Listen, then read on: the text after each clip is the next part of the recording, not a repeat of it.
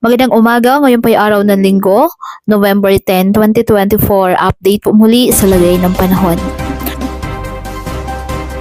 Bagyong Nika, isa na pong ganap na tropical storm category. Posible pong maglandfall ang bagyo sa Isabela, Aurora area. Taglay ng bagyo ang lakas ng hangin na umaabot sa 65 km per hour malapit sa sentro at may pagbugsong umaabot sa 80 km per hour. Kumikilos westward sa bilis na 35 km per hour.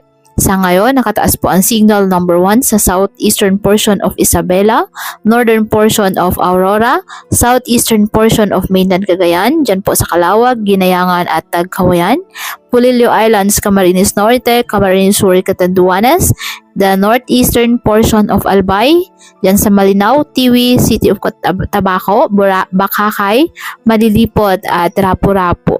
Inaasahang gagalaw ang bagyong Nika sa direksyong west-northwestward. Posible itong maglandfall sa Aurora, Isabela area sa Lunes ng hapon o gabi. Kaya asahan po maramdaman ang bagyo sa malaking bahagi ng Luzon. Lalakas pa ang bagyong Nika at magiging severe tropical storm category bago maglandfall. Posible naman itong humina kapag naglandfall na dahil sa land interaction, ngunit manatili ito bilang isang severe tropical storm category. Ngayong araw, asahan po ang moderate to heavy rains sa Cagayan, Isabela, Aurora, Quezon, Camarines Norte, Camarines Sur at Catanduanes.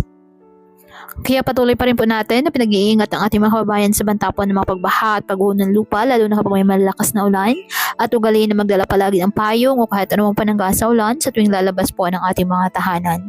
At yan po muna ang update sa lagay ng panahon ngayong araw.